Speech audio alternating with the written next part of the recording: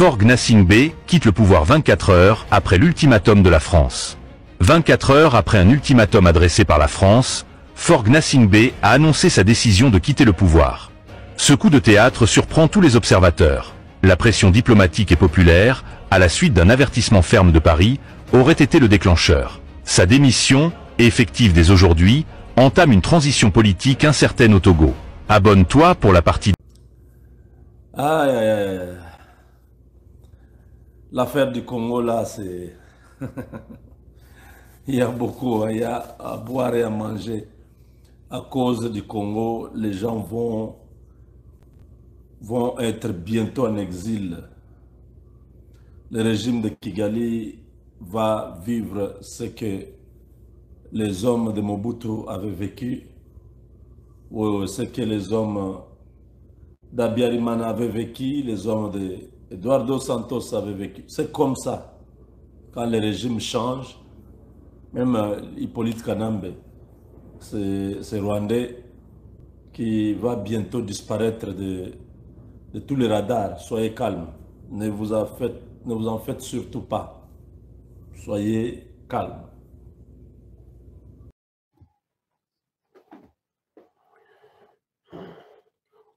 Voilà, c'est fini. Corneille Nangaa écarté, Kabila chassé en Namibie, trouble du côté rébellion. Les États-Unis d'Amérique s'imposent au Qatar. M23 en larmes. Qu'est-ce qui se passe au juste? Dieu. C'est-à-dire tout celui qui dirige, qui a une portion de pouvoir, il est contrôlé par Dieu parce que les êtres humains qui sont sur la terre, c'est Dieu qui les a créés.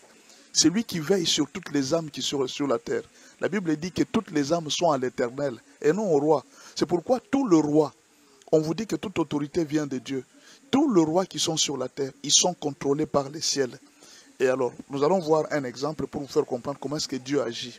Je suis dans le livre de Genèse 18, verset 20. Et l'Éternel dit, les cris contre Sodome et Gomorrhe s'est accru et leur péché est énorme. Genèse 18, verset 21. C'est pourquoi je vais descendre et je verrai s'ils ont agi entièrement selon le bruit venu jusqu'à moi. Et si cela ne pas, je les saurai. Vous voyez, c'est les choses qui viennent de se passer. On a beaucoup parlé du Rwanda. Alors, Dieu n'agit pas. Dieu fait comme s'il ne voit pas. Il diligente une enquête. Ce n'est pas la CPI comme tel qu'on fait par la CPI. Non. Dieu va diligenter une enquête et cette enquête va descendre sur la terre. Et l'enquête va descendre. Ce sont des anges. Ils sont invisibles. Ils vont suivre tout ce que les gens sont en train de raconter sur le Rwanda pour voir réellement si Kagame a fait ça. Est-ce que Dieu n'a pas vu? Non. Est-ce que Dieu ne voyait pas ce que Sodome et Gomorrhe étaient en train de faire? Il avait vu. Mais il dit que je vais diligenter une enquête. Je descendrai moi-même pour voir si ce qu'on a dit de Sodome et Gomorrhe est vrai ou faux. Imaginez un peu que c'est Dieu qui fait ça. Donc attendez-vous que tout ce que les chefs des nations font, il y a des enquêtes sur eux. Alors là, je vais vous donner une image de ce qui peut arriver à Kagame à cause des fautes et de la clameur de gens à travers le monde entier.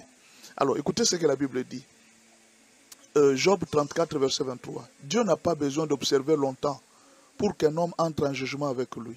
Il brise les grands sans information et il met d'autres à leur place. Vous voyez déjà?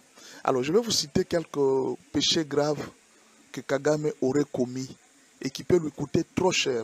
Et je vous dis, c'est juste question de temps. Observez, vous allez voir ce que je vous dis, que ça va se réaliser.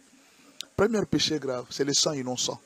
Il faut faire très attention de verser le sang innocent. Ça coûte trop cher au roi. 2 Rois 24, verset 3. Cela arriva uniquement sur l'ordre de l'Éternel, qui voulait ôter Juda de devant sa face, à cause de tous les péchés commis par Manassé. Qu'est-ce que Manassé avait fait? Dieu avait même refusé de pardonner à cause du sang innocent qu'avait répandu Manassé et dont il avait rempli Jérusalem. Aussi l'Éternel ne voulut point pardonner. Dieu avait refusé de pardonner Juda à cause des péchés de Manassé. Pourquoi? À cause du sang innocent. Dans les jours qui viennent, le Rwanda pourra connaître ces mêmes problèmes. Dieu pourra refuser de pardonner le Rwanda à cause du péché que Kagame est en train de faire. Et